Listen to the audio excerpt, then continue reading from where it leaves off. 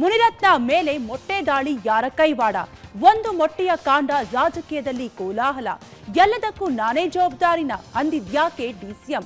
Lakshmi Hebbalkar versus CT Ravi war ಮುಗಿಯೋದೇ ಇಲ್ವಾ? ಗುಬ್ಬಿ ಮೇಲೆ ಸರ್ಕಾರದ ಬ್ರಹ್ಮಾಸ್ತ್ರ. ಸಿಪಿಐ ಸಸ್ಪೆಂಡ್ಗೆ ವಿಪಕ್ಷಗಳು ಕಿಡಿ.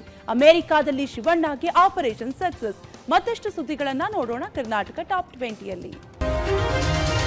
ಆರ್ಆರ್ ನಗರ ಬಿಜೆಪಿ ಶಾಸಕ ಮುನಿರತ್ನ ಮೇಲೆ ದಾಳಿಯಾಗಿದೆ. ಕಿಡಿಗೇಡಿಗಳು ಮೊಟ್ಟೆ ಎಸೆದಿದ್ದಾರೆ. ಬೆಂಗಳೂರಿನ ಲಗ್ಗೇರಿ ವ್ಯಾಪ್ತಿಯ ಲಕ್ಷ್ಮೀದೇವಿ ನಗರದಲ್ಲಿ ವಾಜಪೇಯಿ ಜನ್ಮ ಶತಮಾನೋತ್ಸವ ಕಾರ್ಯಕ್ರಮವಿತ್ತು. ಸ್ಥಳೀಯ ಶಾಸಕರಾದ ಕಾರಣ ಮುನಿರತ್ನ ಅವರು ಕಾರ್ಯಕ್ರಮಕ್ಕೆ ಬಂದಿದ್ರು. ಈ ವೇಳೆ ಕಾಂಗ್ರೆಸ್ ಕಾರ್ಯಕರ್ತರು ಧಿಕ್ಕಾರ ಕೂಗಿ ಮೊಟ್ಟೆ ಎಸೆದಿದ್ದಾರೆ. ಘಟನೆ ಕುರಿತು ಮಾಹಿತಿ ನೀಡಿದ ಮುನಿರತ್ನ, ನನ್ನ ಮೇಲೆ ಆಸಿಡ್ ದಾಳಿ ಯತ್ನ ನಡೆದಿದೆ, ಕೊಲೆ ಯತ್ನಕ್ಕೆ ಪ್ರಯತ್ನಿಸಿದ್ದಾರೆ, ನನ್ನ ಜೀವ ಅಪಾಯದಲ್ಲಿದೆ ಅಂತ ಆರೋಪಿಸಿದ್ದಾರೆ. ಘಟನೆಯ ಹಿಂದೆ ಡಿಕೆ ಬ್ರದರ್ಸ್ ಹಾಗೂ ಕುಸುಮಾ ಕೈವಾಡವಿದೆ ಎಂದಿದ್ದಾರೆ. ಡಿಕೆ ಸುರೇಶು, ಡಿಕೆ ಶಿವಕುಮಾರು, ಕುಸುಮಾ, ಅವ್ರ ತಂದೆ ಹನುಮಂತರಾಯಪ್ಪ, ಒಂದು 100 ಜನ ಸೇರ್ಕೊಂಡು ಮುನಿರತ್ನ ಬಂದಾಗ ಗುಂಪಿನಲ್ಲಿ ಕೊಲೆ ಮಾಡಿ ಇಲ್ಲಿ ಚುನಾವಣೆ ಮಾಡಬೇಕು. ಡಿಕೆ ಸುರೇಶ್ನ ಸೋಲಿಸಿದ್ದಾನೆ, ಕುಸುಮನ್ನ 2 ಸಾರಿ ಸೋಲಿಸಿದ್ದಾನೆ, ಇವನು ಜೀವಂತವಾಗಿರಬಾರ್ದು ಅಂತ ಹೇಳಿ ಕೊಲೆ ಮಾಡೋಂಥ ಪ್ರಯತ್ನಗಳು ಸುಮಾರು ನಡೀತಾನೆ ಇದೆ. ಕೋಳಿ ಮೊಟ್ಟೆ ಒಳಗಡೆ ಆಸಿಡ್ ತುಂಬಿ ಆಸಿಡ್ ದಾಳಿ ಮಾಡ್ತೀವಿ ಅಂತ ಹೇಳಿ ಡಿಕೆ ಶಿವಕುಮಾರ್ ಹೇಳಿದ್ದಾರೆ, ಡಿಕೆ ಸುರೇಶ್ ಹೇಳಿದ್ದಾರೆ. ಕುಸುಮಾ MLA ಆಗಲೇಬೇಕು, ನೀನ್ ರಾಜೀನಾಮೆ ಕೊಡಬೇಕು, ಇಲ್ಲ ಅಂದ್ರೆ ಆಸಿಡ್ ದಾಳಿ ಮಾಡಿ ಕೊಲೆ ಮಾಡೋದ್ರು ಸರಿ, ನಾವು ಎಲೆಕ್ಷನ್ ಮಾಡ್ತೀವಿ ಅಂತ ಈಗಾಗಲೇ ಹೇಳಿದ್ದಾರೆ. ಅದ್ರ ಪ್ರಕಾರ ಮಾಡ್ತಾ ಇದ್ದಾರೆ. ಈ ರೋಡ್ ಏನಿದೆ, ಮೇನ್ ರಸ್ತೆ ಸ್ಟುಡಿಯೋ ರೋಡ್ ಏನಿದೆ, ಅದಕ್ಕೆ ಆಪೋಸಿಟ್ ಡೈರೆಕ್ಷನ್ಸಿಂದ ಅವ್ರ ತಲೆ ಮೇಲೆ ಬಿದ್ದಿದೆ. ಇಮಿಡಿಯೇಟ್ಲಿ ನಮ್ಮ ಪೊಲೀಸ್ ಅವರು ಯಾರು ಅಲ್ಲಿ ಬಂದೋಬಸ್ತ್ನಲ್ಲಿದ್ದಾರೆ ಅವ್ರನ್ನ ಆಲ್ರೆಡಿ ನಾವು ಸೆಕ್ಯೂರ್ ಮಾಡಿದ್ದೀವಿ ಆ್ಯಂಡ್ ಪ್ರಿವೆನ್ಷನ್ ಮಾಡಿದ್ದೀವಿ. ಕೇವಲ ಪ್ರಿವೆಂಟಿವ್ ಆಗಷ್ಟೇ ವಶಕ್ಕೆ ಪಡ್ಕೊಂಡಿದ್ದಾರೆ, ನಿಮಗೆ ಬಂದಿಲ್ಲ? ರಿಟರ್ನ್ ಕಂಪ್ಲೇಂಟ್ಸ್ ಏನು ಬಂದಿಲ್ಲ. ಅದು ಬಂದ ಮೇಲೆ ಆ್ಯಕ್ಷನ್ ಅದನ್ನ ಪ್ರಕಾರ ಮಾಡ್ತೀವಿ. ಮುನಿರತ್ನ ಮೇಲಿನ ಮೊಟ್ಟೆ ದಾಳಿ ಪ್ರಕರಣ ಗಂಭೀರ ಸ್ವರೂಪ ಪಡೆದುಕೊಂಡಿದೆ. ಮೊಟ್ಟೆ ಎಸೆದು ದಾಳಿಗೆ ಮುಂದಾದ 3 ಕಾಂಗ್ರೆಸ್ ಕಾರ್ಯಕರ್ತರನ್ನ ಪೊಲೀಸರು ಬಂಧಿಸಿದ್ದಾರೆ.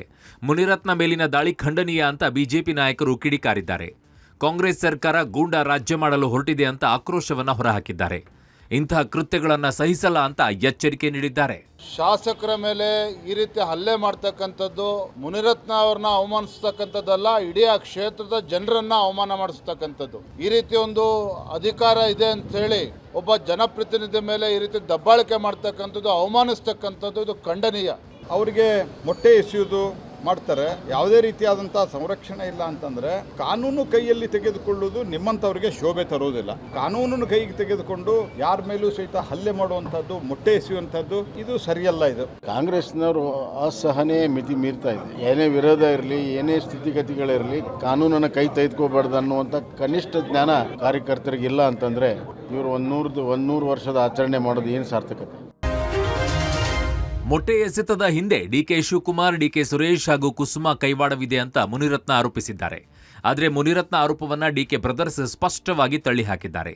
ಎಲ್ಲಿ ಏನೇ ಆದರೂ ಎಲ್ಲದಕ್ಕೂ ನಾನೇ ಜವಾಬ್ದಾರಿ ಆಗ್ತೀನಾ ಅಂತ ಡಿಕೆ ಶಿವಕುಮಾರ್ ಹೇಳಿದ್ದಾರೆ.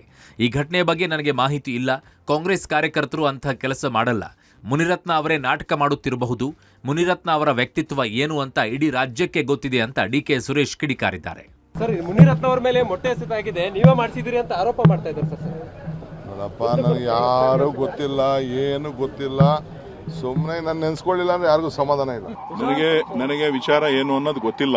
ಬಹುಶಃ ಮುನಿರತ್ನಂ ಅವರು ಕಾಂಗ್ರೆಸ್ ಕಾರ್ಯಕರ್ತರಿಗೆ ಕೊಲೆ ಬೆದರಿಕೆ ಆಗ್ತಾ ಇದ್ದಾರೆ ಅಂತ ಹೇಳಿ ನನಗೆ ವರದಿ ಬಂದಿದೆ. ಸೊ ಅವರೇ ಗುಂಡಾಗಳನ್ನ ಬಿಟ್ಟು ಈ ರೀತಿ ಗಲಾಟೆ ಮಾಡಿಸಿ ನನ್ನ ಮೇಲೆ ಆರೋಪ ಹೊರಿಸುವಂತ ಪ್ರಯತ್ನವನ್ನ ಮಾಡ್ತಾ ಇದ್ದಾರೆ. ಸೊ ಅವರ ವ್ಯಕ್ತಿತ್ವ ಏನು ಅನ್ನೋದು ಇಡೀ ರಾಜ್ಯದ ಜನಕ್ಕೆ ಗೊತ್ತಿದೆ. ಸೊ ಹಾಗಾಗಿ ಈ ಆರೋಪವನ್ನು ನನ್ನ ಮೇಲೆ ಆಗ್ತಾ ಇದ್ದಾರೆ ಹೊರತು ನನ್ನ ಮೇಲೆ ಮಾತಾಡೋದಕ್ಕೆ ಯಾವುದೇ ನೈತಿಕತೆ ಇಲ್ಲ.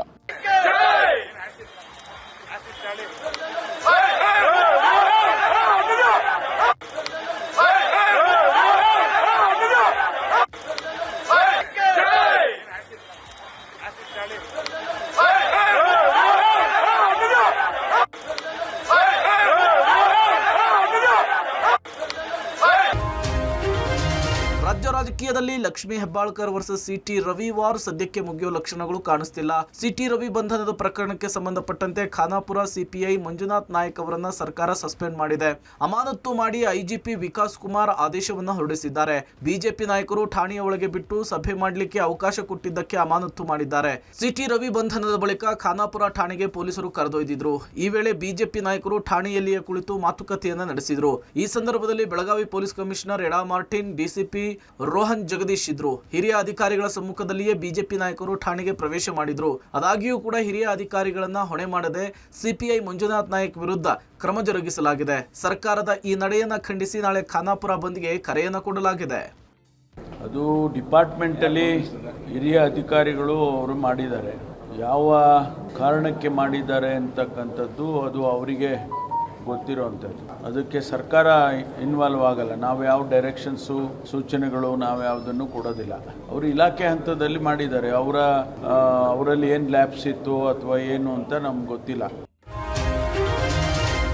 ಎಂಎಲ್ಸಿ ಸಿಟಿ ರವಿ ಕೇಸ್ ತನಿಖೆಯನ್ನ ಸಿಐಡಿಗೆ ವಹಿಸಿದ್ದಕ್ಕೆ ಬಿಜೆಪಿಗರು ಗರಂ ಆಗಿದ್ದಾರೆ. ಶಾಸಕ ಯತ್ನಾಳ್ ಮಾತನಾಡಿ, ಸಿಟಿ ರವಿ ಎನ್ಕೌಂಟರ್ಗೆ ಪ್ಲಾನ್ ಆಗಿತ್ತು. ಸಿಐಡಿ ಮೇಲೆ ನಮಗೆ ವಿಶ್ವಾಸವಿಲ್ಲ. ನಿಷ್ಪಕ್ಷಪಾತವಾಗಿ ತನಿಖೆ ಆಗಬೇಕು. ಕಮಿಷನರ್ ಡಿಕೆಶಿ ಜೊತೆಗೆ ಮಾತನಾಡಿದ್ರ, ಹೆಬ್ಬಾಳ್ಕರ್ ಜೊತೆಗೆ ಮಾತನಾಡಿದ್ರ ಅನ್ನೋದ್ರ ಬಗ್ಗೆಯೂ ಕೂಡ ಇನ್ವೆಸ್ಟಿಗೇಷನ್ ಆಗಬೇಕು ಅಂತ ಆಗ್ರಹಿಸಿದ್ದಾರೆ. ಇನ್ನು ಪ್ರತಾಪ್ ಸಿಂಹ ಮಾತನಾಡಿ, ಸರ್ಕಾರ ಸಿಟಿ ರವಿ ಪ್ರಕರಣವನ್ನ ಸಿಐಡಿಗೆ ಕೊಟ್ಟು ದ್ವೇಷ ರಾಜಕಾರಣ ಮಾಡಿದೆ. ರಾಜಕೀಯವಾಗಿ ಸಿಟಿ ರವಿ ಅವರನ್ನು ಮುಗಿಸುವ ಪ್ರಯತ್ನ ನಡೀತಾ ಇದೆ. ಕೆಟ್ಟ ರಾಜಕಾರಣಕ್ಕೆ ಇದು ದಾರಿ ಮಾಡಿಕೊಡ್ತಾ ಇದೆ ಅಂತ ಹೇಳಿ ಸರ್ಕಾರದ ವಿರುದ್ಧ ವಾಗ್ದಾಳಿ ನಡೆಸಿದ್ದಾರೆ. ನಾನೇ ಹೋಗಿದ್ದೆ ಖಾನಾಪುರ ಪೊಲೀಸ್ ಸ್ಟೇಷನ್ಗೆ. ಹಿಂಗ ಫೋನ್ ಹಿಡಿದಂತ ಪುಣ್ಯಾತ್ಮ 3 ತಾಸುಗಟ್ಟಲೆ ಫೋನ್ ಮಾಡದ ಮಾತಾಡ್ತಿದ್ದ. ಯಾರ ಜೋಡ ಅದ್ರ ಕಾಲ್ ರೆಕಾರ್ಡ್ಸ್ ಏನದ ಅದನ್ನ ಬಯನಂಗ್ ಪಡಿಸ್ಬೇಕು. ಯಾರ ಜೋಡ ಮಾತಾಡ್ತಿದ್ದ? ಡಿ.ಕೆ. ಶಿವಕುಮಾರ್ ಜೋಡ ಮಾತಾಡ್ತಿದ್ದು ಅಥವಾ IGP ಜೋಡ ಮಾತಾಡಕತ್ತಿದ್ದು. ಏನೇನು ಅವರು ಸಂದೇಶ ಕೊಟ್ಟರು. ನನಗನ್ನಿಸ್ತದೆ ಸಿಟಿ ರವಿನ ಕೊಲೆ ಮಾಡಬೇಕು ಅಂತ ದೊಡ್ಡ ಸಂಚು ನಡೆದಿತ್ತು. ಆದರೆ ಇದೊಂದು ರೀತಿ ದ್ವೇಷದ ರಾಜಕಾರಣಕ್ಕಿಳಿದು ಸಿದ್ದರಾಮಯ್ಯ ಸಾಹೇಬರ ಸರ್ಕಾರ ಸಿಟಿ ರವಿ ಅವರನ್ನ ರಾಜಕೀಯವಾಗಿ ಮುಗಿಸ್ಬಿಡ್ಬೇಕು ಅಂತ ಹೇಳಿ ಹೊರಟಂತೆ ಕಾಣಿಸ್ತಾ ಇದೆ. ಇದು ಒಳ್ಳೆ ಬೆಳವಣಿಗೆ ಅಲ್ಲ. ಸದನದಲ್ಲಿ ನಡೆಯುವಂಥ ಘಟನೆಗಳ ಬಗ್ಗೆ ರೂಲಿಂಗ್ ಕೊಡಬೇಕಾದವರು ಸಭಾಧ್ಯಕ್ಷರಾಗಿರ್ತಾರೆ. ದಯವಿಟ್ಟು ಅವರ ಅವಗಾಹನೆಗೆ ತಂದು ಅವರ ವಿವೇಚನೆಗೆ ಅನುಗುಣವಾಗಿ ಅವರು ತೀರ್ಮಾನವನ್ನು ಕೈಗೊಳ್ತಾರೆ. ಸ್ಯಾಂಡಲ್ವುಡ್ನ ಸೆಂಚುರಿ ಸ್ಟಾರ್ ಶಿವಣ್ಣ ಅನಾರೋಗ್ಯದ ಹಿನ್ನೆಲೆ ಅಮೆರಿಕಾಗೆ ತೆರಳಿದ್ರು. ಅಮೆರಿಕದ ಮಿಯಾಮಿ ಕ್ಯಾನ್ಸರ್ ಇನ್ಸ್ಟಿಟ್ಯೂಟ್ನಲ್ಲಿ ಶಿವಣ್ಣಗೆ ಯಶಸ್ವಿಯಾಗಿ ಶಸ್ತ್ರಚಿಕಿತ್ಸೆ ನಡೆದಿದೆ. ತಜ್ಞ ವೈದ್ಯ ಮುರುಗೇಶ್ ತಂಡದಿಂದ ಸತತ 6 ಗಂಟೆಗಳ ಕಾಲ ಆಪರೇಷನ್ ನಡೆದಿದೆ. ಸದ್ಯ ಐಸಿಯುನಲ್ಲಿ ಶಿವಣ್ಣಗೆ ಚಿಕಿತ್ಸೆ ಮುಂದುವರೆದಿದ್ದು, ಪ್ರಜ್ಞೆ ಬಂದ ಬಳಿಕ ವಾರ್ಡ್ಗೆ ಶಿಫ್ಟ್ ಮಾಡಲಿದ್ದಾರೆ. ದೇವರ ದಯೆಯಿಂದ ಹಾಗೂ ಹಲವರ ಆಶೀರ್ವಾದ ಹಾಗೂ ಪ್ರಾರ್ಥನೆಯಿಂದ ಸರ್ಜರಿ ಯಶಸ್ವಿಯಾಗಿದೆ. ಪ್ರಮುಖ ಹಂತ ಪೂರ್ಣಗೊಂಡಿದೆ. ಶಿವಣ್ಣ ಚೆನ್ನಾಗಿ ಸ್ಪಂದಿಸಿದ್ದಾರೆ. ಸರ್ಜರಿ ನಂತರವೂ ಆರಾಮಾಗಿದ್ದಾರೆ. ಅವರು ಶೀಘ್ರವೇ ಸಂಪೂರ್ಣ ಚೇತರಿಕೆ ಕಾಣಲಿದ್ದಾರೆ. ನಿಮ್ಮ ಬೆಂಬಲಕ್ಕೆ ಧನ್ಯವಾದ ಎಂದು ವೈದ್ಯರು ಹೇಳಿದ್ದಾರೆ. ಇನ್ನು ಗೀತಾ ಶಿವರಾಜ್ ಕುಮಾರ್ ಮಾತನಾಡಿ, ದೇವರ ದಯೆ, ಅಭಿಮಾನಿಗಳ ಹಾರೈಕೆಯಿಂದ ಶಿವಣ್ಣನ ಆಪರೇಷನ್ ಸಕ್ಸಸ್ ಆಗಿದೆ ಅಂತ ಭಾವುಕರಾಗಿದ್ದಾರೆ. He had cancerous bladder removed completely with a complete clearance of the disease. Following this, he had an artificial bladder recreated using his own intestine. Mr. Shivan is a very strong person mentally and physically, and he was very, very stable throughout the surgery, and he did very well following the surgery. Operation ಚೆನ್ನಾಗಾಯ್ತು. ಐಸಿಯುಗೆ shift ಮಾಡಿದ್ದಾರೆ. ಶಿವರಾಜ್ ಕುಮಾರ್ ಅವ್ರಿಗೋಸ್ಕರ ನೀವು ಪೂಜೆಗಳನ್ನ ಮಾಡಿದ್ರಿ, ಅವರಿಗೆ ಒಳ್ಳೇದಾಗ್ಲಿ ಅಂತ ಬಯಸಿದ್ರಿ. ಆಮೇಲೆ ದೊಡ್ಡವರು ಅವ್ರಿಗೆ ಎಲ್ಲರೂ ಆಶೀರ್ವಾದ ಮಾಡಿದೀರಾ. ನೀವೆಲ್ಲರೂ ಶಿವಣ್ಣ ಅವ್ರು ಚೆನ್ನಾಗಾಗಿ ಇವತ್ತು ಆಪರೇಷನ್ ಎಲ್ಲ ಆಗಿ ಸಕ್ಸಸ್ ಆಗೋದಕ್ಕೆ ನಮ್ಮ ಡಾಕ್ಟರ್ ಮನೋಹರ್ ಅವರೇ ಕಾರಣ ಅಂತ ನಾನು ಹೇಳಕ್ ಇಷ್ಟಪಡ್ತೀನಿ. ನಟ ಶಿವರಾಜ್ ಕುಮಾರ್ ಚೇತರಿಕೆಗಾಗಿ ಹಾರೈಸಿ ರಾಜ್ಯದ ವಿವಿಧೆಡೆ ಅಭಿಮಾನಿಗಳು ದೇವಾಲಯಗಳಲ್ಲಿ ಪೂಜೆ ಸಲ್ಲಿಸಿದ್ದಾರೆ. ಬೆಂಗಳೂರಿನ ಗವಿಗಂಗಾಧರೇಶ್ವರ ದೇಗುಲದಲ್ಲಿ ಹೋಮ, ಹವನ, ರುದ್ರಾಭಿಷೇಕ ಸೇರಿದಂತೆ ವಿಶೇಷ ಪೂಜೆಯನ್ನು ಸಲ್ಲಿಸಲಾಯಿತು. ಅತ್ತ ಅಮೆರಿಕಾದಲ್ಲಿ ಶಿವಣ್ಣನಿಗೆ ಸರ್ಜರಿ ನಡೀತಾ ಇದ್ರೆ, ಇತ್ತ ಅಭಿಮಾನಿಗಳು ಹರಕೆ ಹಾರೈಕೆಯಲ್ಲಿ ನಿರತರಾಗಿದ್ರು. ಶಿವರಾಜ್ ಕುಮಾರ್ ಅಭಿಮಾನಿ ಸಂಘದ ಸದಸ್ಯರು, ನಿರ್ಮಾಪಕ KP ಶ್ರೀಕಾಂತ್ ವಿಶೇಷ ಪೂಜೆಯಲ್ಲಿ ಭಾಗಿಯಾದರು. ಇನ್ನು ಮಯಾಮಿ ಆಸ್ಪತ್ರೆಯಲ್ಲಿ ಶಿವಣ್ಣ ಅವರಿಗೆ ಯಶಸ್ವಿಯಾಗಿ ಸರ್ಜರಿ ನಡೆದಿದೆ. ಶಿವಣ್ಣ ಚೇತರಿಸಿಕೊಳ್ತಿದ್ದಾರೆ. ಹಾವೇರಿ ಜಿಲ್ಲೆ ಶಿಗ್ಗಾವಿ ಬಳಿಯ ರಾಷ್ಟ್ರೀಯ ಹೆದ್ದಾರಿಯಲ್ಲಿ ಭೀಕರ ಅಪಘಾತ ಸಂಭವಿಸಿದೆ. ಕಾರು ಅಪಘಾತದಲ್ಲಿ ಒಂದೇ ಕುಟುಂಬದ 4 ಮೃತಪಟ್ಟಿದ್ದಾರೆ. ಅತಿ ವೇಗವಾಗಿ ಸಂಚರಿಸುತ್ತಿದ್ದ 2 ಕಾರುಗಳ ಮಧ್ಯೆ ಮುಖಾಮುಖಿ ಡಿಕ್ಕಿ ಸಂಭವಿಸಿದೆ. ಅಪಘಾತದ ತೀವ್ರತೆಗೆ ಕಾರು ಸಂಪೂರ್ಣ ನಜ್ಜುಗುಜ್ಜಾಗಿದೆ. ಬೆಂಗಳೂರಿನ ಚಾಮರಾಜಪೇಟೆಯ ಚಂದ್ರಮ್ಮ, ಅವರ ಮಗಳು ಮೀನಾ, ಧನ್ವೀರ್ ಹಾಗೂ ಕಾರು ಚಾಲಕ ಮಹೇಶ್ ಕುಮಾರ್ ಮೃತ ದುರ್ದೈವಿಗಳು. ಜಮ್ಮು ಕಾಶ್ಮೀರದ ಪುಂಚ್ನಲ್ಲಿ ನಡೆದ ಸೇನಾ ವಾಹನದ ಅಪಘಾತದಲ್ಲಿ ಕರ್ನಾಟಕದ 3 ಸೇರಿ 5 ಯೋಧರು ಹುತಾತ್ಮರಾಗಿದ್ದಾರೆ.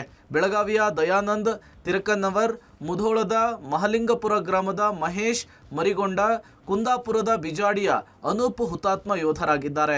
ಮರಾಠ ರೆಜಿಮೆಂಟ್ಗೆ ಸೇರಿದ ಯೋಧರು ಸೇನಾ ವಾಹನದಲ್ಲಿ ತೆರಳುತ್ತಾ ಇದ್ದಾಗ ಅವಘಡ ಸಂಭವಿಸಿದೆ. ಸೇನಾ ವಾಹನ ಕಣಿವೆಗೆ ಜಾರಿ 300 ಅಡಿ ಕಂದಕಕ್ಕೆ ಬಿದ್ದಿದೆ. ಮಹಾರಾಷ್ಟ್ರದ ನಾಗಪುರ ಮತ್ತು ಸತಾರಾ ಜಿಲ್ಲೆಯ 2 ಯೋಧರು ಕೂಡ ಸಾವನ್ನಪ್ಪಿದ್ದಾರೆ. ಬೆಳಗಾವಿಯ ಯೋಧ ದಯಾನಂದ್ 7 ವರ್ಷಗಳಿಂದ ಸೇನೆಯಲ್ಲಿ ಕಾರ್ಯನಿರ್ವಹಿಸುತ್ತಿದ್ದರು. ಮುಧೋಳದ ಯೋಧ ಮಹೇಶ್ ಮರಿಗೊಂಡ ಅವರ ಪಾರ್ಥಿವ ಶರೀರ ನಾಳೆ ರಬಕವಿ ಬನಹಟ್ಟಿ ತಾಲೂಕಿನ ಮಹಲಿಂಗಪುರ ಪಟ್ಟಣದ ನಿವಾಸಕ್ಕೆ ತಲುಪಲಿದೆ. 1 ವಾರ ಆಯ್ತು ಇವತ್ತಿಗೂ ಒಯ್ಯವನ.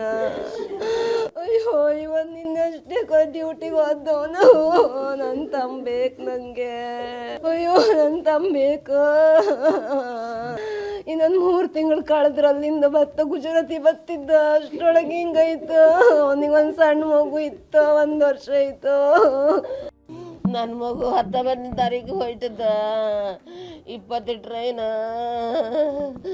ಅಯ್ಯೋ ನನಗೆ ಒಂದೇ ಮಗು ಗೊಂಡೊಂದೇ ನನ್ನ ಪಾಪಿ. ಅಯ್ಯೋ ದೇವ್ರೆ. ಕಜಕಿಸ್ತಾನದಲ್ಲಿ ಘೋರ ವಿಮಾನ ದುರಂತ ಸಂಭವಿಸಿದೆ. 70ಕ್ಕೂ ಹೆಚ್ಚು ಪ್ರಯಾಣಿಕರಿದ್ದ ವಿಮಾನ ಪತನಗೊಂಡಿದೆ. 42 ಮಂದಿ ಸಾವನ್ನಪ್ಪಿದ್ದಾರೆ ಅಂತ ಹೇಳಲಾಗ್ತಾ ಇದೆ. ಕಜಕಿಸ್ತಾನದ ಅಕ್ಟೌ ನಗರದ ಬಳಿ ಈ ಅವಘಡ ಜರುಗಿದೆ. ಅಜರ್ಬೈಜಾನ್ ಏರ್ಲೈನ್ಸ್ಗೆ ಸೇರಿದ ವಿಮಾನವು ಬಾಕುವಿನಿಂದ ರಷ್ಯಾದ ಚೆಚೆನ್ಯಾದ ಗ್ರೋಜ್ನಿಗೆ ಪ್ರಯಾಣವನ್ನ ಬೆಳೆಸಿತ್ತು.